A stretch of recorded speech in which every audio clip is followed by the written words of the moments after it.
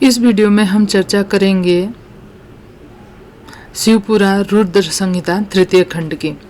मैना और हिमालय की बातचीत। ब्रह्मा जी बोले, हे नारद, तुम्हारे स्वर्गलोक जाने के पश्चात कुछ समय तक सब कुछ ऐसे ही चलता रहा। एक दिन मैना अपने पति हिमालय के पास गए और उन्हें प्रणाम कर उनसे कहने लगी, हे प्राणनाथ, उस दिन जब देवर्षि नारद हमारे यहाँ पधारे थे और पार्वती का हाथ देखकर उसके विषय में अनेक बातें बताया गए थे, तब मैंने उनकी बातों पर ध्यान दिया था। अब पार्वती बड़ी हो रही है, मेरी आपसे विनम्र प्रार्थना है, आप उसके विवाह के लिए सुयोग्य और सुंदर वर की खोज शुरू कर दें, जिसके साथ हमारी पुत्री पार्वती सुख से अपना जीवन व्यतीत कर सके। वह शुभ लक्षणों वाला तथा कुलीन होना चाहिए, क्योंकि मुझे अपनी पुत्री अपने प्राणों से भी अधिक प्यारी है। मैं सिर्फ पुत्री का सुख चाहती हूँ। यह कहकर मैना की आंखों में आंसू आ गए और वे अपने पति के चरणों में गिर पड़ी। तत्पश्चात हिमालय ने पत्नी मैना को प्रेम पूर्वक उठाया और उन्हें समझाने लगे। वे बोले, हे देवी, तुम व्यर्थ की चिंता त्याग दो। तुम मुनि नारद की बात कभी झूठ नहीं हो सकती। यदि तुम पार्वती को सुखी देखना चाहती हो तो उसे भगवान शिव की तपस्या के लिए प्रेरित करो। यदि शिव जी प्रसन्न हो गए तो वे स्वयं ही पार्वती का पाणी ग्रहण कर लेंगे। तब सब कुछ शुभ ही होगा, सभी अनिष्ट और अशुभ लक्षणों का नाश होगा। भगवान शंकर सदा मंगलकारी हैं, इसलिए तुम पार्वती को शिव जी की कृपा दृष्टि प्राप्त करने के लिए तपस्या करने की शिक्षा दो। हिमालय की बात सुनकर मैना प्रसन्नता पूर्वक अपनी पुत्री पार्वती को तपस्या करने के लिए कहने चली गई। 9वां अध्याय, पार्वती का स्वप्न। ब्रह्मा जी बोले, हे मुनि श्रेष्ठ नारद, जब मैना पार्वती के पास पहुंची तो उन्हें देखकर सोचने लगी कि मेरी पुत्री तो कोमल और नाजुक है। यह सदैव राजसी ठाट बाट में रही है। दुख और कष्टों को सहना तो दूर की बात है, इनके बारे में मैं भी यह सर्वथा अनजान है। पार्वती को उन्होंने बड़े ही लाड़ और प्यार से पाला, तब कैसे मैं अपनी प्रिय पुत्री को कठोर तपस्या करने के लिए प्रेरित कर सकती हूँ। यही सब सोचकर मैना अपनी पुत्री से तपस्या के लिए कुछ नहीं बोल सकी। तब अपनी माता के चिंतित चेहरे को देखकर साक्षात जगदम्बा का अवतार धारण करने वाली देवी पार्वती यह जान गई कि उनकी माता जी क्या चाहती हैं। तब सब कुछ जानने वाली देवी भगवती का साक्षात स्वरूप पार्वती बोली, हे माता, आप यहाँ कब आए? आप बैठिए। माता, पिछली रात्रि के शुभ मुहूर्त में मैंने एक स्वप्न देखा, उसके विषय में मैं आपको बताती हूँ। मेरे सपने में एक दयालु और तपस्वी ब्राह्मण आए। जब मैंने उन्हें हाथ जोड़कर नमस्कार किया तो वह मुस्कुराते हुए बोले कि तुम अवश्य भगवान शिव शंकर की प्राण वल्लभा बनोगी, इसलिए उन्हें प्रसन्न करने के लिए उनकी प्रेम पूर्वक तपस्या करो। यह सुनकर मैना ने अपनी पुत्री के सिर पर प्रेम से हाथ फेरा और अपने पति हिमालय को वहां बुलाया। हिमालय के आने पर मैना ने पार्वती के स्वप्न के बारे में उनको बताया। तब उनके मुख से पुत्री के सपने के विषय में जानकर हिमालय बहुत प्रसन्न हुए। तब वे अपनी पत्नी से बोले, प्रिय मैना, मैंने भी पिछली रात एक स्वप्न देखा था। मैंने अपने सपने में एक बड़े उत्तम तपस्वी को देखा। वे नारद मुनि द्वारा बताए गए सभी लक्षणों से युक्त थे। वे उत्तम तपस्वी मेरे नगर में तपस्या करने के लिए आए थे। उन्हें देखकर मुझे बहुत खुशी हुई। मैं अपनी पुत्री पार्वती के साथ लेकर उनके दर्शन के लिए उनके पास पहुंचा। तब मुझे ज्ञात हुआ कि वे नारद जी की बात बताए हुए वर भगवान शिव ही हैं। तब मैंने पार्वती को उनकी सेवा करने का उपदेश दिया, परंतु उन्होंने मेरी बात नहीं मानी। तभी वहां संख्या और वेदांत पर विवाद छिड़ गया। तत्पश्चात उनकी आज्ञा पाकर पार्वती वहीं रहकर भक्तिपूर्वक उनकी सेवा करने लगी। हे प्रिय, यही मेरा स्वप्न था, जिसे देखकर मुझे अत्यंत प्रसन्नता हुई। मैं सोचता हूँ कि हमें कुछ समय तक इस स्वप्न के सच होने की प्रतीक्षा करनी चाहिए। ऐसा कहकर हिमालय और मैना उस उत्तम सपने के सच होने की प्रतीक्षा करने लगे। 10वां अध्याय, भौम जन्म। ब्रह्मा जी बोले, नारद, भगवान शिव का यश परम पावन, मंगलकारी और भक्तिवर्धक है और उत्तम है।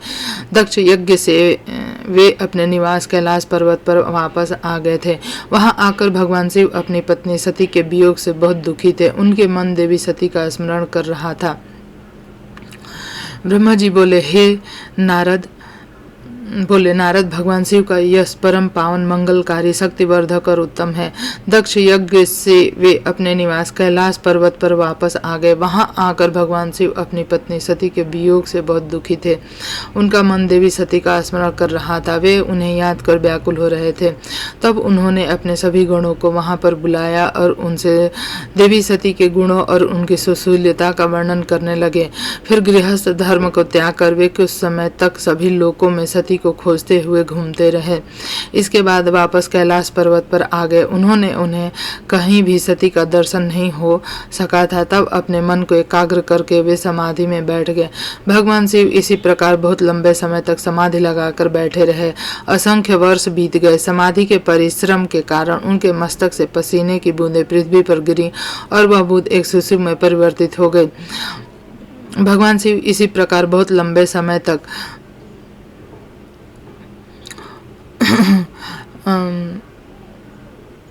पृथ्वी पर गिरी और वह बूंद एक शिशु के रूप में परिवर्तित हो गई। उस बालक का रंग लाल था, उसकी 4 भुजाएं थे, उसका रूप मनोहर था। वह बालक दिव्य तेज से संपन्न अनोखी शोभा पा रहा था। वह प्रकट होते ही रोने लगा। उसे देखकर संसारी मनुष्यों की भांति शिव जी उसके पालन पोषण का विचार करके व्याकुल हो गए। उसी समय डरी हुई एक सुंदर स्त्री वहां आई। उसने उस बालक को अपनी गोद में उठा लिया और उसका मुख चूमने लगी। तब उन्होंने उसे दूध पिलाकर उस बालक के रोने को शांत किया। फिर वह उसे खिलाने लगी। वह स्त्री और कोई नहीं, स्वयं पृथ्वी माता थी। संसार की सृष्टि करने वाले, सब कुछ जानने वाले महादेव जी यह देखकर हंसने लगे। वह पृथ्वी को पहचान चुके थे। वे पृथ्वी से बोले, हे धारिणी, तुम इस पुत्र का प्रेम पूर्वक पालन करो। यह शिशु मेरे पसीने की बूंद से प्रकट हुआ है। हे वसुधा, यद्यपि यह बालक मेरे पसीने से उत्पन्न हुआ है, परंतु इस जगत में यह तुम्हारे ही पुत्र के रूप में जाना जाएगा। यह परम संसार की सृष्टि करने वाले, सब कुछ जानने वाले महादेव जी यह देखकर हंसने लगे। वह पृथ्वी को पहचान चुके थे। वे पृथ्वी से बोले, हे धरणी, तुम इस पुत्र का प्रेम पूर्वक पालन करो। यह शिशु मेरे पसीने के बूंद से प्रकट हुआ है। हे वसुधा, यद्यपि यह बालक मेरे पसीने से उत्पन्न हुआ है, परंतु इस जगत में यह तुम्हारे पुत्र के रूप में जाना जाएगा। यह परम गुणवान और भूमि देने वाला होगा। यह मुझे भी सुख देने वाला होगा। हे देवी, तुम इसका धारण करो। ना यह कहकर भगवान शिव चुप हो गए। उनका दुखी हृदय थोड़ा शांत हो गया था।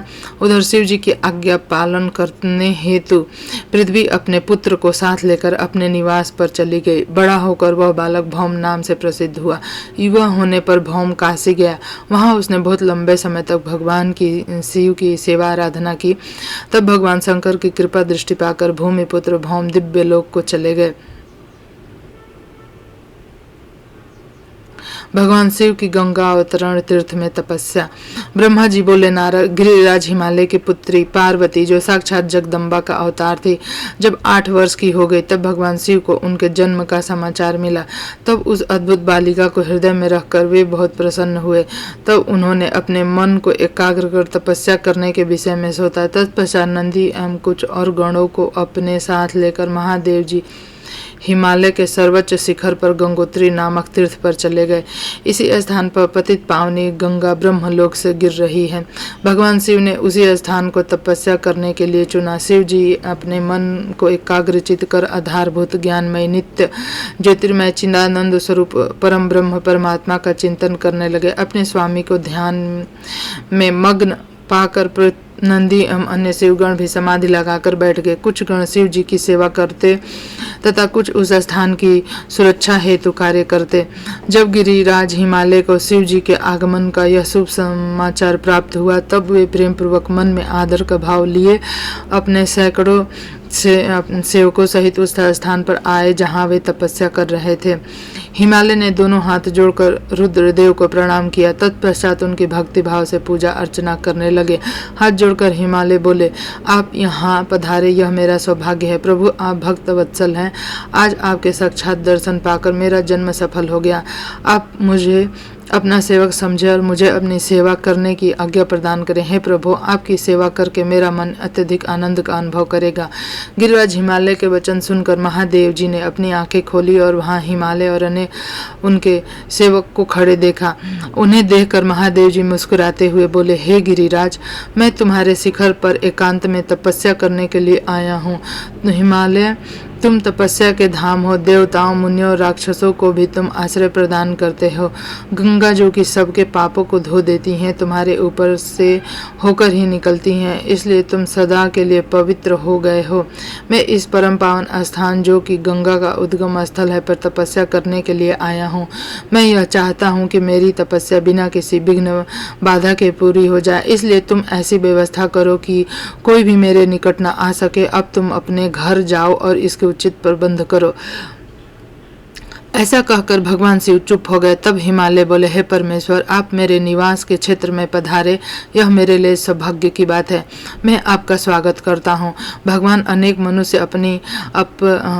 आपके अनन्य भाव से तपस्या और प्रार्थना करने पर भी आपके दर्शन के लिए तरसते हैं। ऐसे महादेव से मुझे दीन को अपने अमृत दर्शनों से कृतार्थ किया। भगवान, आप यहाँ पर तपस्या के लिए पधारे, मुझसे मैं बहुत प्रसन्न हूँ। आज मैं स्वयं को देवराज इंद्र से भी अधिक भाग्यशाली मानता हूँ। आप यहाँ बिना किसी विघ्न बाधा के एकाग्रचित हो तपस्या कर सकते हैं।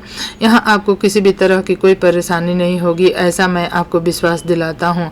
ऐसा कहकर गिरिराज हिमालय अपने घर लौट गए। घर पहुँचकर उन्होंने आपकी पत्नी मैना को शिव जी से हुई सारी बातों का वृतांत कह सुनाया। तब उन्होंने अपने सेवकों को बुलाया और समझाते हुए कहने लगे कि आज से कोई भी गंगा अवतरण अर्थात गंगोत्री नामक स्थान पर नहीं जाएगा। वहां जाने वाले को मैं दंड दूंगा। इस प्रकार हिमालय ने अपने गणों को शिव जी की तपस्या के स्थान पर जाने का आदेश दे दिया।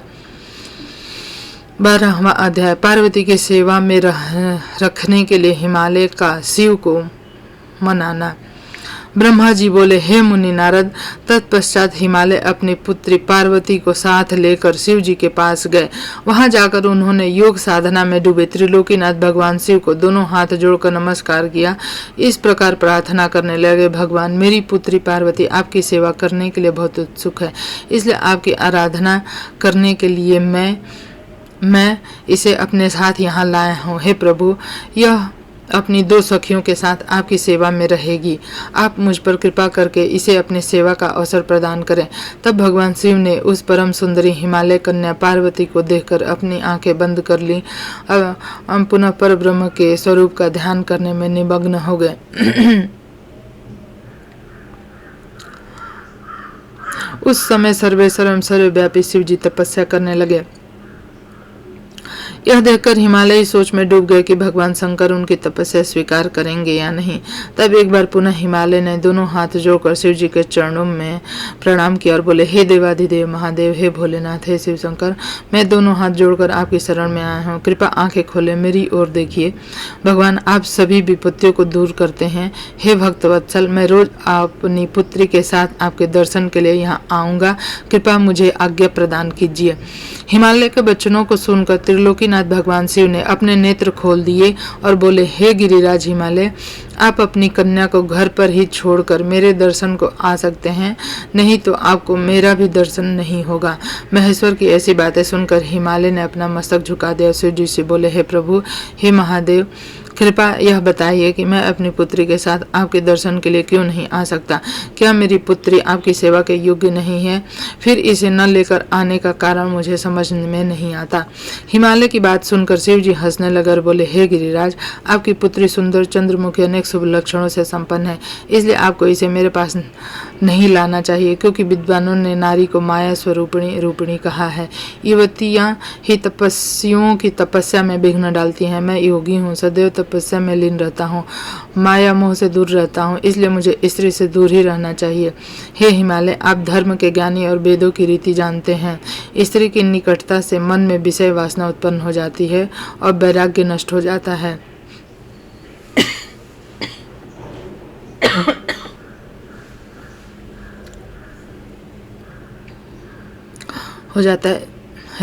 जिससे तपस्वी और योगियों का ध्यान नष्ट हो जाता है।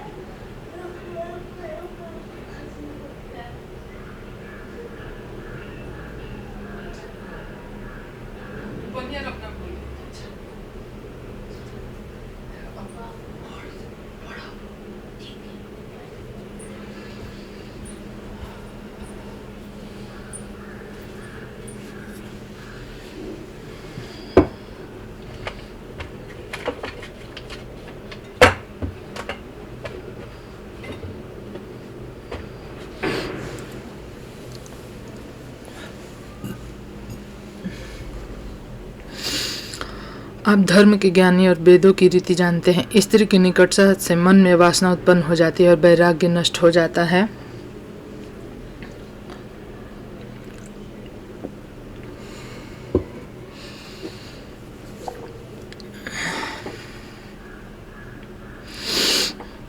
जिससे तपस्वी और योगियों का ध्यान नष्ट हो जाता है। इसलिए तपस्वी को स्त्री के साथ नहीं करना चाहिए। इस प्रकार कहकर भगवान शिव चुप हो गए। हिमालय शिव जी के ऐसे वचनों को सुनकर चकित और व्याकुल हो गए। उन्हें चुप देखकर पार्वती देवी असमंजस में पड़ गईं। 13वां अध्याय पार्वती शिव का दार्शनिक संवाद। भगवान शंकर के वचन सुनकर पार्वती जी बोली, योगीराज, आपने जो कुछ भी मेरे पिता श्री गिरिराज हिमालय से कहा उसका उत्तर मैं देती हूँ। अंतर्यामी, आपने महान तप करने का निश्चय किया है। ऐसा करने का निश्चय आपने शक्ति के कारण ही लिया है। सभी कर्मों को करने की यह शक्ति ही प्रकृति है। प्रकृति ही सबकी सृष्टि, पालन और संहार करती है। प्रभु, आप थोड़ा विचार करें, प्रकृति क्या है और आप कौन हैं? यदि प्रकृति न हो तो शरीर तथा स्वरूप किस प्रकार हो? आप सदा प्राणियों के लिए वंदनीय और चिंतनीय हैं। यह सब प्रकृति के ही कारण है। पार्वती जी के वचनों को सुनकर उत्तम लीला करने वाले भगवान शिव हंसते हुए बोले, मैं अपने कठोर तप द्वारा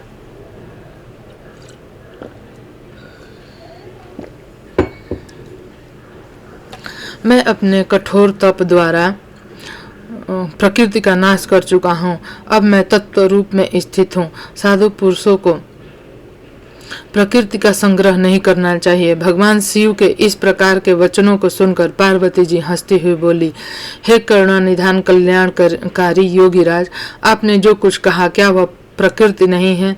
तो फिर आप उससे अलग कैसे हो सकते हैं? बोलना या कुछ भी करना अर्थात हमारे द्वारा किया गया हर क्रियाकलाप ही प्रकृति है। हम सदा ही प्रकृति के ही बस में हैं। यदि आप प्रकृति से अलग हैं तो आपको बोलना चाहिए और न ही कुछ करना चाहिए। ये कार्य तो प्रकृति के ही हैं, अर्थात प्रकृति है। भगवान, आप हंसते, सुनते, देखते, खाते और करते हैं, यह सब भी तो प्रकृति का ही कार्य है। इसलिए व्यर्थ के बाद विवाद से कोई लाभ नहीं। यदि आप वाकई प्रकृति से अलग हैं तो इस समय यहाँ तपस्या क्यों कर रहे हैं? सच तो यह है कि आप प्रकृति के वश में हैं और इस समय अपने स्वरूप को खोजने के लिए ही तपस्या में लीन रहना चाहते हैं। योगीराज, आप किस प्रकार की बात कर रहे हैं? थोड़ा विचार कर कहें।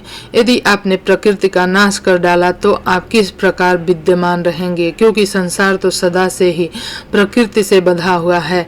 क्या आप प्रकृति का यह तत्व नहीं जान रहे कि मैं ही प्रकृति हूँ? आप पुरुष हैं, यह पूर्णतया सच है।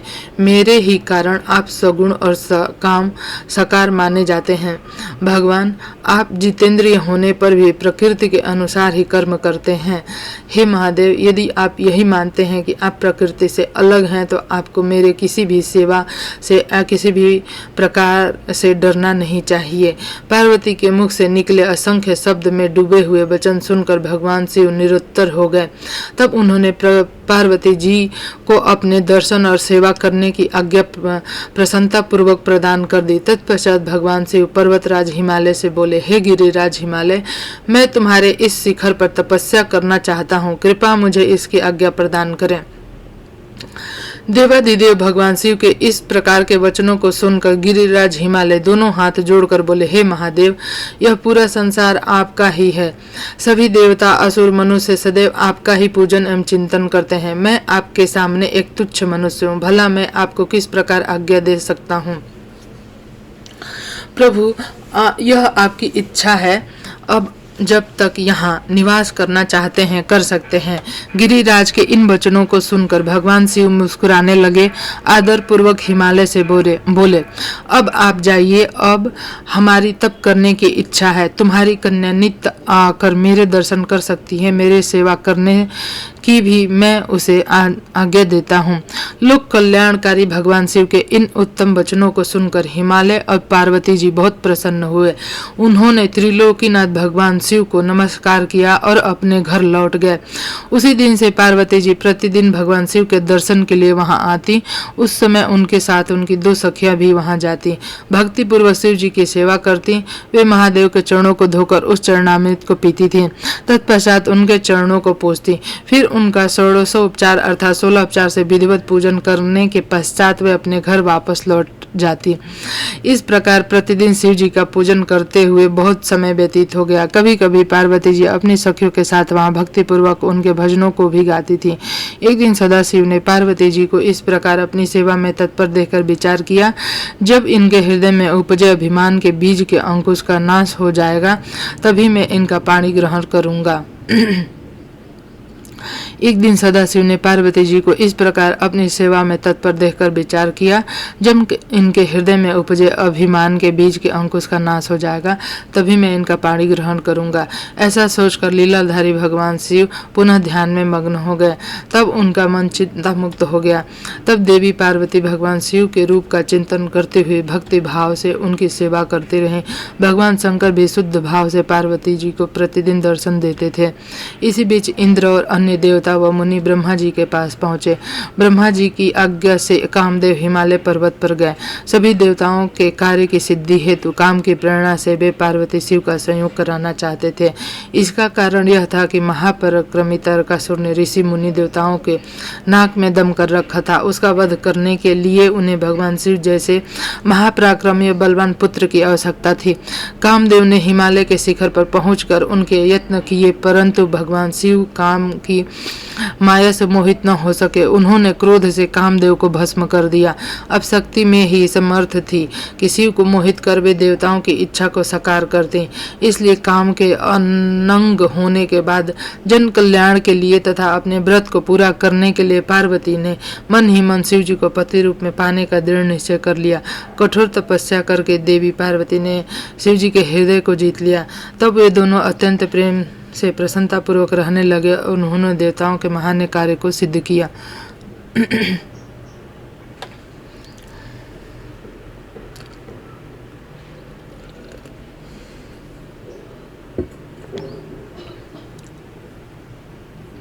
14वां अध्याय बजरंग का जन्म एवं पुत्र प्राप्ति का वर मांगना। नारद जी कहने लगे, ब्रह्मा जी, तारकासुर कौन था जिसने देवताओं को भी पीड़ित किया, उन्हें स्वर्ग से निष्कासित कर दिया और स्वर्ग पर अपना एकाधिकार स्थापित कर लिया? मुझे इस विषय में बताइए। ब्रह्मा जी बोले, हे मुनि नारद, मरीचि के पुत्र कश्यप मुनि थे। उनकी 13 स्त्रियां थीं, जिसमें सबसे बड़ी दीति थी। उससे हिरण्यकश्यप हिरण्याक्ष नामक 2 पुत्र हुए।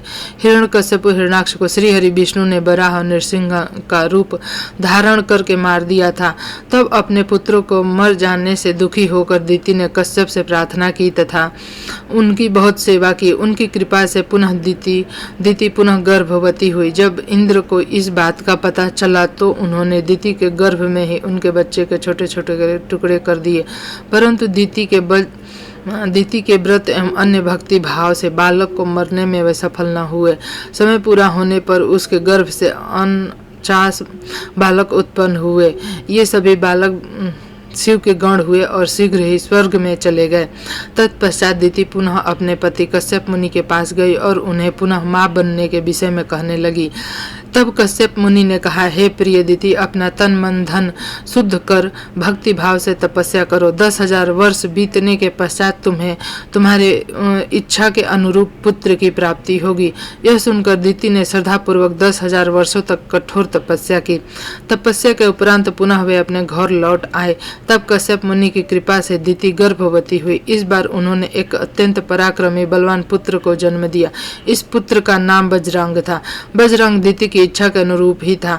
दीति इंद्र द्वारा किए गए छल कपट से बहुत दुखी थी। उनसे बदला लेने के लिए वह अपने पुत्र बजरंग को देवताओं से युद्ध करने की आज्ञा दी। बजरंग और सभी देवताओं का बहुत भयानक युद्ध है। तत्पश्चात वीर और पराक्रमी बजरंग ने अपनी माता के आशीर्वाद से सभी देवताओं को परास्त कर दिया। स्वर्ग का राज्य हत्या कर वहां का राजा बन गया। सभी देवता उसके अधीन हो गए। तब यह देखकर दीति को बहुत प्रसन्नता हुई। एक दिन कश्यप मुनि के साथ मैं स्वयं बजरंग के पास गया। मैंने बजरंग से अनुरोध किया कि वह देवताओं को इंद्र की गलती की सजा न दे तथा इंद्र सहित सभी देवताओं को क्षमा कर दे। मेरे इस प्रकार कहने पर बजरंग बोला, हे ब्राह्मण, मुझे राज्य का कोई लोभ नहीं। मैंने इंद्र की दुष्टता के कारण ही ऐसा किया है। इंद्र ने मेरी माता के गर्भ में घुसकर मेरे भाइयों को मारने का प्रयत्न किया था। तभी मैंने इंद्र के राज्य को जीतकर उसे स्वर्ग से निष्कासित कर दिया है। भगवान, मुझे भोग विलास की कोई इच्छा नहीं है। इंद्र सहित सभी देवता अपने अपने कार्यों का फल भोग चुके हैं। अब मैं स्वर्ग का राजा इंद्र को वापस सौंप सकता हूँ। मैंने अपनी माता की आज्ञा मानकर यह सब किया। प्रभु, आप मुझे सार तत्व का उपदेश दें जिससे मुझे सुख की प्राप्ति हो। बजरंग के उद्देश्य को उत्तम जानकर मैंने उसे सात्विक तत्व के बारे में समझाया। फिर मैंने एक सुंदर व गुणी स्त्री उत्पन्न की और उसका विवाह बजरंग से कर दिया। बजरंग ने अपने सभी बुरे विचारों को त्याग दिया, परंतु उसकी पत्नी के हृदय में बुरे विचारों का ही मानव साम्राज्य था। उसकी पत्नी ने उसकी सेवा की। तब प्रसन्न होकर बजरंग ने कहा, हे प्राण प्रिया, तुम क्या चाहती हो, मुझे बताओ, मैं तुम्हारी इच्छा अवश्य पूरी करूंगा। यह सुनकर वह परम सुंदरी बोली, पतिदेव, यदि आप मेरी सेवा से प्रसन्न हैं तो कृपा मुझे इस त्रिलोकी को जीतने वाले महापराक्रमी बलवान पुत्र प्रदान करिए, जो ऐसा बलवान हो कि समस्त देवता उसे भयभीत रहें। अपनी पत्नी के ऐसे वचन सुनकर बजरंग सोच में डूब गया, क्योंकि वह स्वयं देवताओं से किसी प्रकार का कोई बैर नहीं रखना चाहता था, परंतु उसकी पत्नी देवताओं के साथ शत्रुता बढ़ाना चाहती थी। बजरंग सोचने लगा कि यदि सिर्फ अपनी पत्नी की इच्छा को सर्वोपरि मानकर उसे पूरा कर दिया तो सारे संसार सहित देवताओं एवं मुनियों को दुख उठाना पड़ेगा। यदि पत्नी की इच्छा को पूरा नहीं किया तो मैं नरक का भागी बनूंगा। तब इस धर्म संकट में पड़ने के बाद उसने अपनी पत्नी की अभिलाषा को पूरा किया। अपनी पत्नी की इच्छा अनुसार पुत्र प्राप्त करने हेतु बजरंग ने बहुत वर्षों तक कठोर तपस्या की। मुझसे वर प्राप्त कर अत्यंत हर्षित होता हुआ बजरंग अपनी पुत्री को पुत्र प्रदान करने हेतु अपने लोक में चला गया। 15वां अध्याय। तारकासुर का जन्म व उसका तप। ब्रह्मा जी बोले, हे मुनि श्रेष्ठ नारद, कुछ समय बाद बजरंग की पत्नी गर्भवती हो गई। समय पूर्ण होने पर उसके पत्नी ने एक पुत्र को जन्म दिया। वह बालक बहुत लंबा चौड़ा था, उसका शरीर बहुत अधिक विशाल था, वह अत्यंत शक्तिशाली और पराक्रमी था। उसके जन्म के समय सारे संसार में कोहराम मच गया। चारों ओर उपद्रव होने लगे, आकाश में भयानक बिजलियां चमकने लगी, चारों दिशाओं में भयंकर गर्जनाएं होने लगी, धरती पर भूकंप आ गया, पहाड़ कांपने लगे, नदी सरोवर का जल जोर जोर से उछलने लगा, चारों ओर आंधियां चलने लगी, सूर्य को राहु ने निगल लिया और चारों ओर अंधकार छा गया। उसके जन्म के समय के ऐसे अशुभ लक्षणों को देखते हुए कश्यप मुनि ने उसका नाम तारक रखा। उस तारक का जन्म हो जाने पर बजरंग के घर ही उसका लालन पालन होने लगा। थोड़े ही समय में तारक का शरीर और बड़ा हो गया। वह पर्वत के समान विशाल और विकराल होता जा रहा था। कुछ समय पश्चात तारक ने अपनी माता और पिता बजरंग से तपस्या करने की आज्ञा मांगी। तब उनके माता पिता ने प्रसन्नता पूर्वक उनको आज्ञा प्रदान कर दी। साथ ही उसकी माता ने उसे यह आदेश दिया कि वह देवताओं को अवश्य जीते और उन पर अपना आधिपत्य कर स्वर्ग पर अधिकार कर ले। अपनी माता की आज्ञा पाकर बजरंग का पुत्र तारक तपस्या करने के लिए मधुवन चला गया। वहां तारक ने मुझे प्रसन्न करने के लिए कठोर तप करना आरंभ कर दिया। उसने अपने दोनों हाथों को सिर के ऊंचे कर लिया और ऊपर की ओर देखने लगा तथा एक पैर पर खड़े होकर एकाग्र मन से 100 वर्ष तक तपस्या करता रहा। उस समय वह केवल जल और वायु से ही अपना जीवन यापन कर रहा था। तत्पश्चात उसने 100 वर्ष जल में, 100 वर्ष थल में, 100 वर्ष अग्नि में रहकर अपनी कठिन तपस्या करके मुझे प्रसन्न करने का प्रयत्न किया। फिर 100 वर्ष पृथ्वी पर हथेली धारण करके 100 वर्ष पृथ्वी की शाखा के पकड़कर अनेक प्रकार के दुख सहकर वह तप करता रहा। इस तपस्या के प्रभाव से उसके शरीर से तेज निकलने लगा, जिससे देवलोक जलने लगा। यह देखकर सभी देवता घबरा गए। फिर मैं स्वयं तारकासुर के पास वरदान देने को गया। मैंने तारकासुर से कहा, तारा, मैं तुम्हारी इस दुस्सह तपस्या से बहुत प्रसन्न हूँ। तुमने इस प्रकार कठोर तप करके मुझे प्रसन्न किया है। तुम्हारे इसके पीछे क्या प्रयोजन है? निसंकोच मुझे बताओ, मैं तुम्हें तुम्हारा मनोवांछित फल अवश्य प्रदान करूंगा। तुम अपनी इच्छा अनुसार वर मांगो।